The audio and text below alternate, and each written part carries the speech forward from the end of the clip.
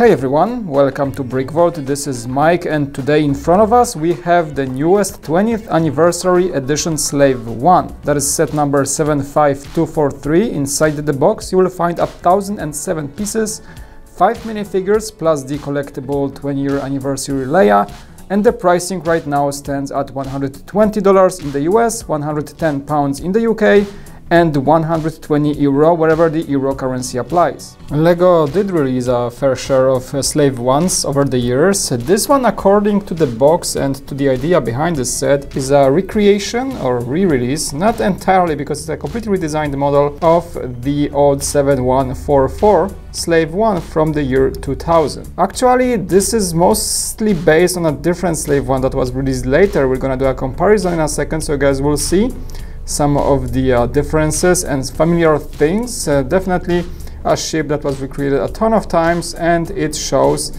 how they were updated over time. The manual is a pretty neat book with a nice print at the front, and then we have a few pages commemorating the 20 years of LEGO Star Wars. As you guys see, this is some of the comparisons between 2000 version of Slave 1 and 2019 that we have in front of us. Updated design, new feature with the spring-loaded shooters and a handle I'm gonna show in a second, some extra playability, and overall better looking model. This is the collection of all the commemorative Star Wars minifigures that we get in this wave. You guys have seen them in other review videos, and this one of course gives you probably the most sought after Leia from the year 2000 again. There is some shots from the movie when Boba Fett is capturing Han Solo in Carbonite, really cool. And after that, the manual just starts as normal with your normal steps. Oh, I just broke it. It's okay. All right, fixed my makeshift stand. The ship does not stand on its own. I had to use a stack of 2x4 bricks to keep it that way, so it looks better in the camera.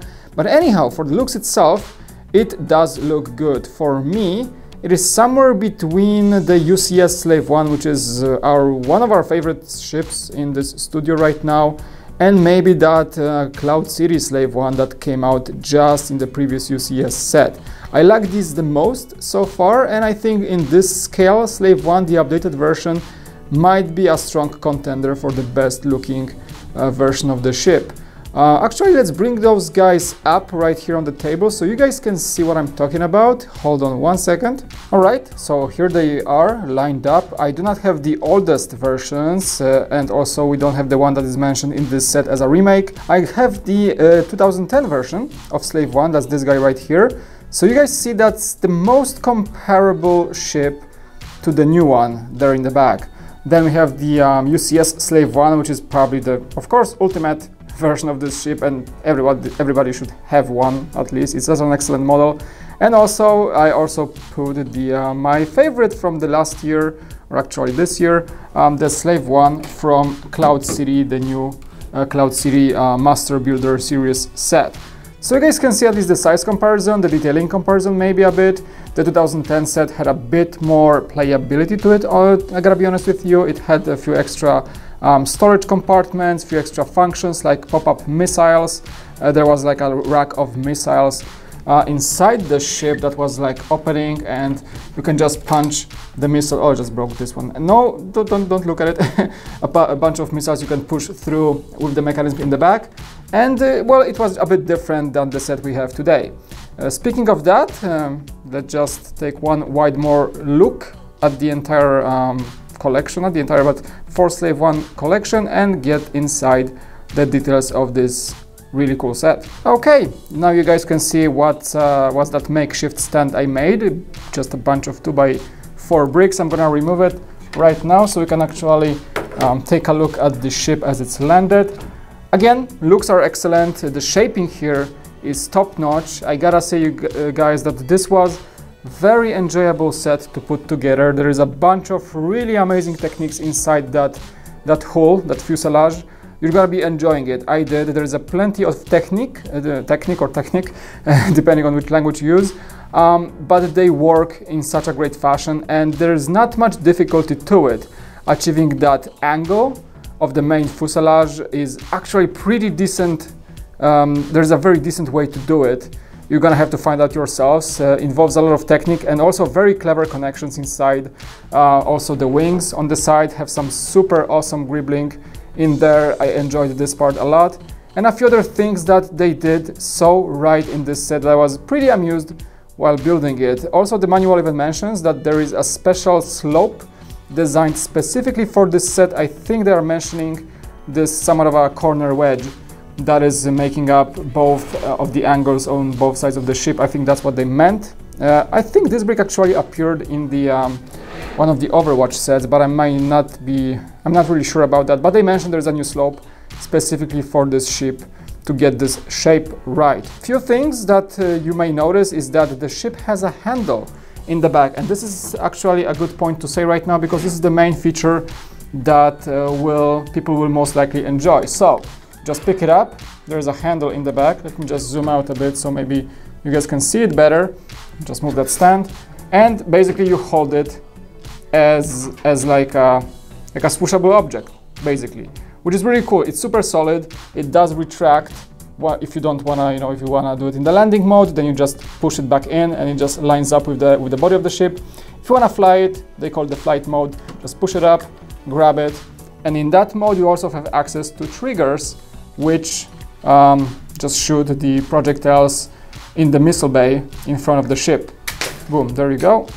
And one more, just like that. Really awesome playability, 100%, top notch. And I think this feature works great. Also, this Technic handle is built into a Technic structure inside. So that might be one of the most sturdy Star Wars ships of this size that you can possibly find on the market, which is a great feature and good to mention in the first place. The back of the ship looks like a face. Pretty much every single Slave One looks like some sort of a mask. It is meant to resemble somewhat Boba Fett's helmet, and it does manage to do that. A few things to notice here also is that it's pretty simple in the back. The wings are pivotal, so they do shift together with the ship as you move it to the landing or flying position. Same goes for the cockpit. Let me just show you what's going on right here.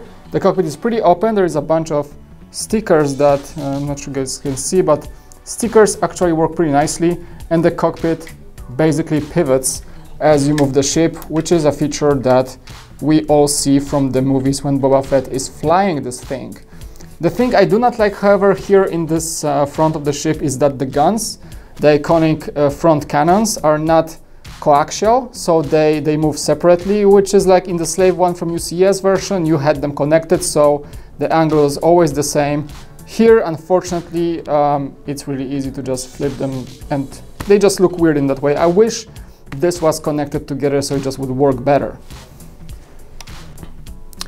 In the bottom section, of course, we have the cargo compartment that holds, well, guess what? The Carbonite Han Solo.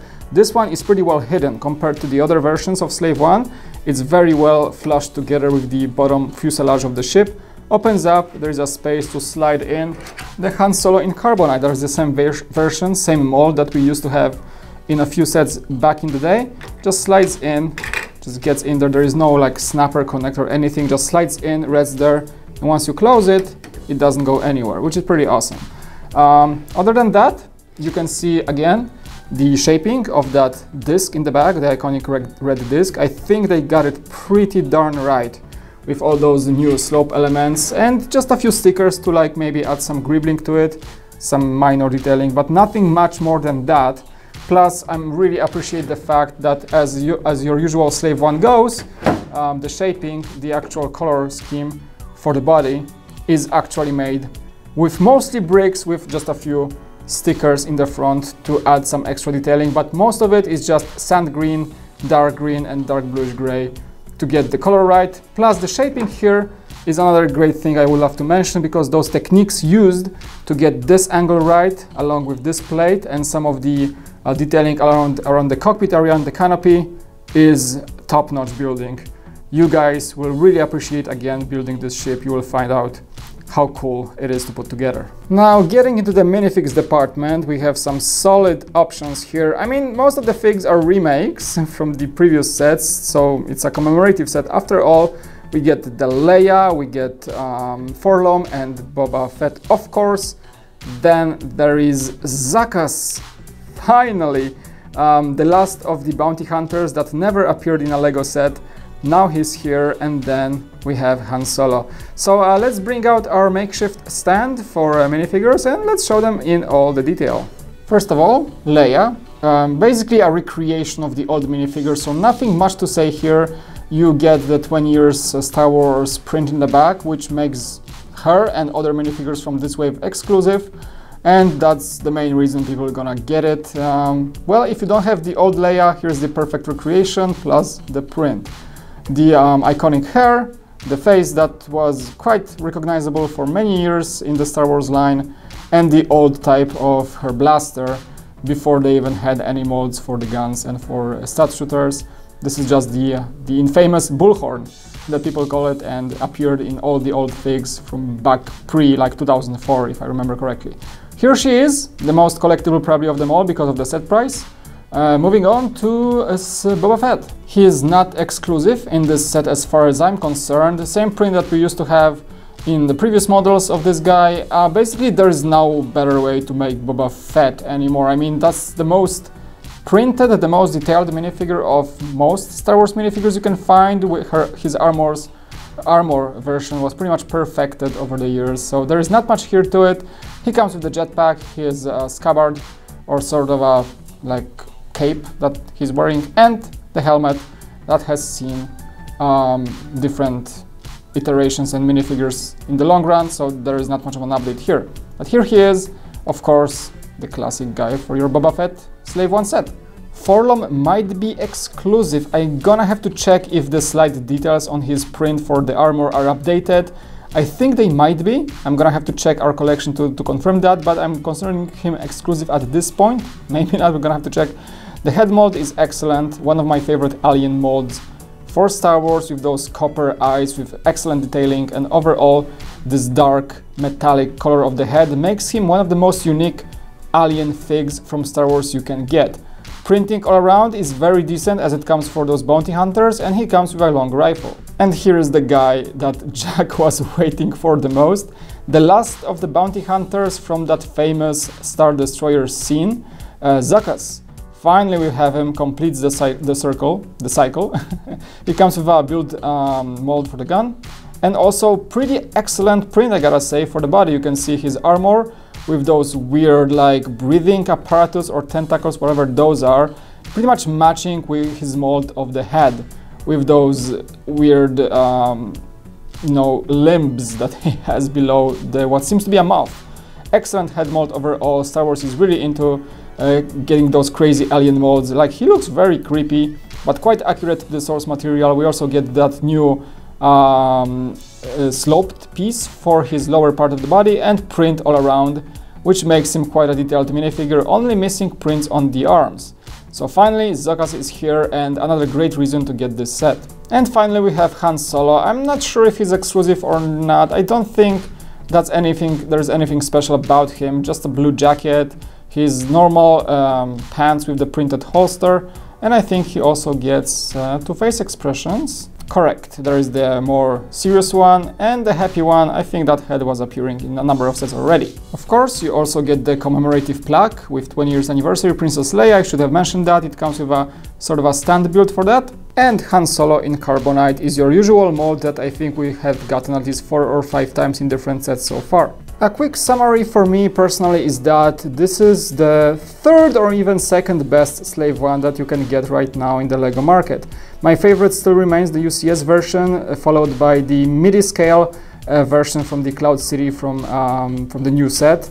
This might be a strong contender. If you missed out on the old Slave ones, I mean, there is a pretty much no-brainer. If you can afford it, that is.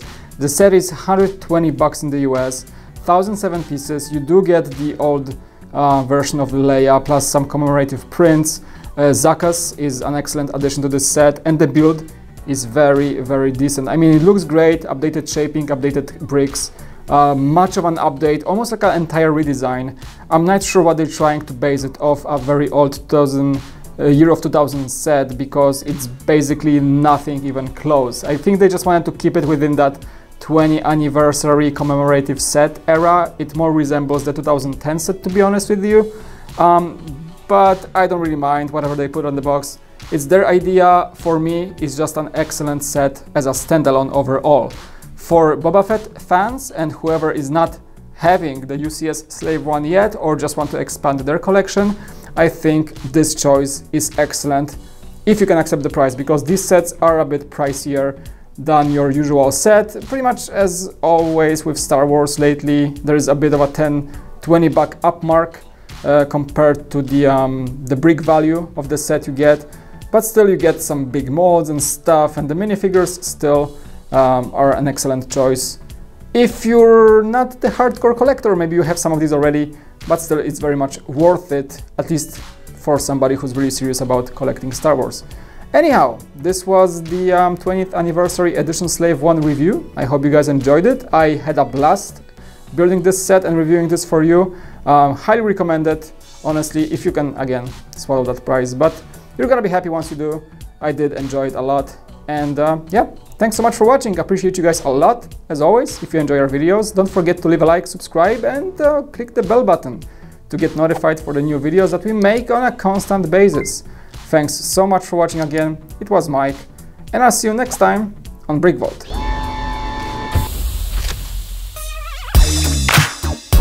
Hey, thanks for watching this video. As always, you can leave a like and subscribe. And also, if you want to support our channel, you can head over to our web store at www.brickvault.toys. You can find awesome models there. All these guys that I have on the table are available in the forms of instructions and parts lists. Every purchase you make supports our channel and also the designers that are working with us on those amazing models. So consider doing that. Thanks so much, and it was Mike. I'll see you again on Brick Vault.